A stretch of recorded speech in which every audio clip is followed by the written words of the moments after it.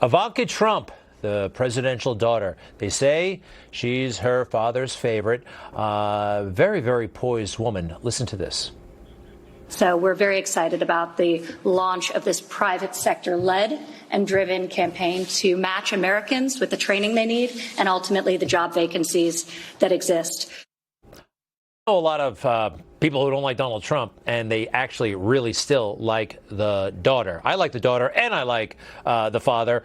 I want to bring in Doug Wead. I think he likes both, but he did a really interesting article for Newsmax. Doug Wead, presidential historian. You spent some time with Ivanka. She has a lot on her plate, doesn't she?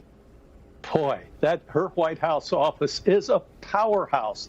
She's taken on, Greg, she's taken on human trafficking. And you can't imagine the big corporations in the world that make a fortune off pornography and off human trafficking. So she's stirred up a hornet's nest.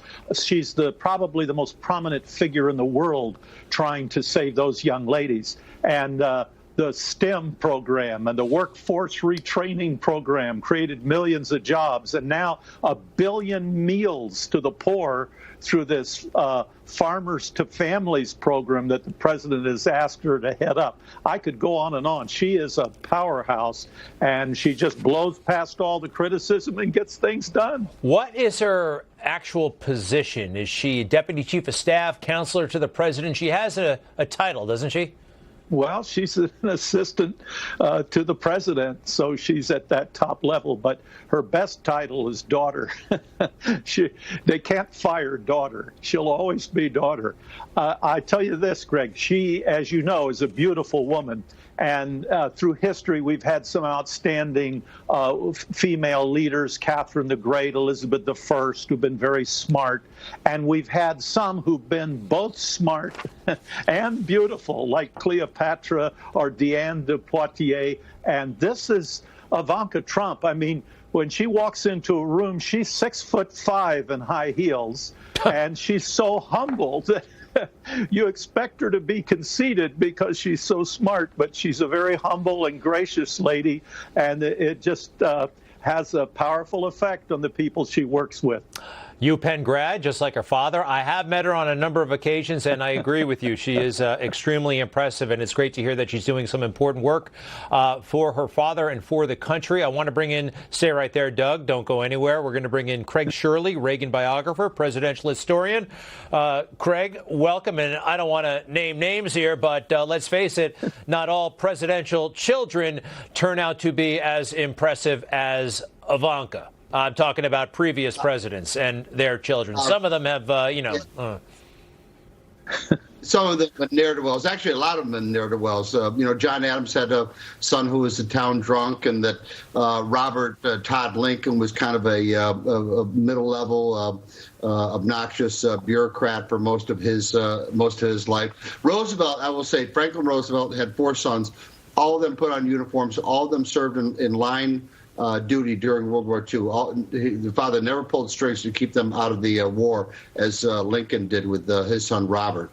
It really is a mixed blessing. I think that, though, that presidential children tend to maybe suffer neglect because their parents are so obsessed or focused on their careers, so that really it's very rare for an Adams or a Bush to produce children who end up being, corporate leaders or political leaders or even presidents of the United States. Hey, you know who I hear is actually a very impressive young man and is doing quite well is Barron Trump, who, by the way, Doug, 6'5" with no shoes on. Guy's really tall, speaks fluent Slovenian and English, and I hear he's really, really impressive. Never met him, though. All right, guys, it's been an eventful week. The country seems to be kind of in total chaos at times. I want to ask you about the Emancipation statue in Washington, D.C. I've been in Washington. I've lived in Washington, D.C. Quite frankly, I never heard of it. I've never seen it. I don't know where it is, but they want to take it down. And I want it to stay up, and I want to visit it now. I think we have a duty to, but how serious is this movement to remove it? And I guess, first of all, Doug, what is it? What does it stand for, and how long has it been there?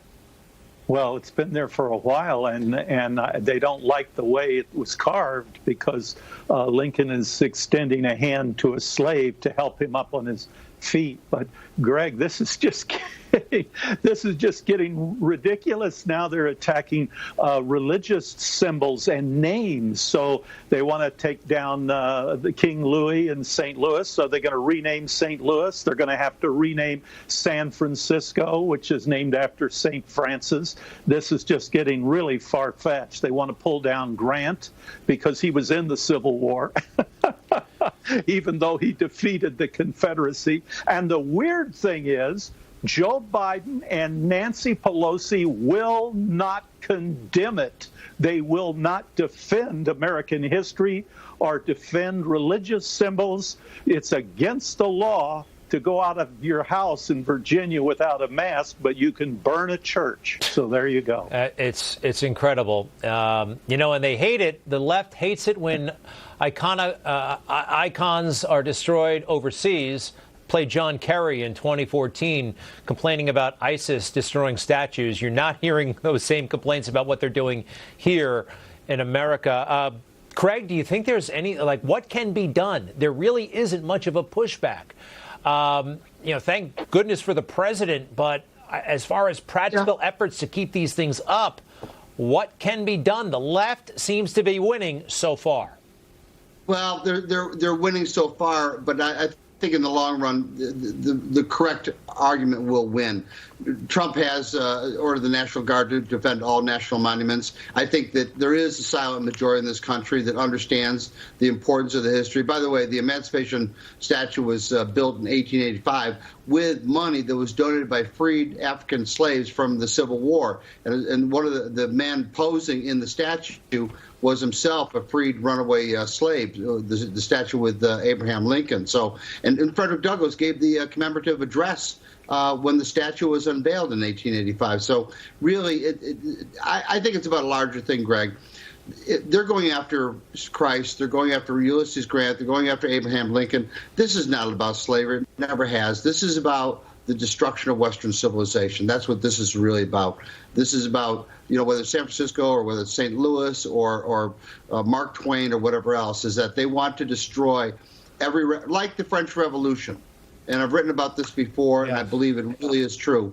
This is the French Revolution being played out again in the United States circa 2020 with the destruction of everything, property, marriage, contracts, money, everything, laws. In order to create a new society. Well, a lot of people have more time on their hands than they're accustomed to. I mean, let's face it, we've still got people, millions, tens of millions. I mean, it's, this COVID shutdown, lockdown thing. I think this is an offshoot of that in large part. Doug Wead, Craig Shirley, to be continued. We thank you both very much, okay? Thanks, Craig. You bet. Those guys are the best.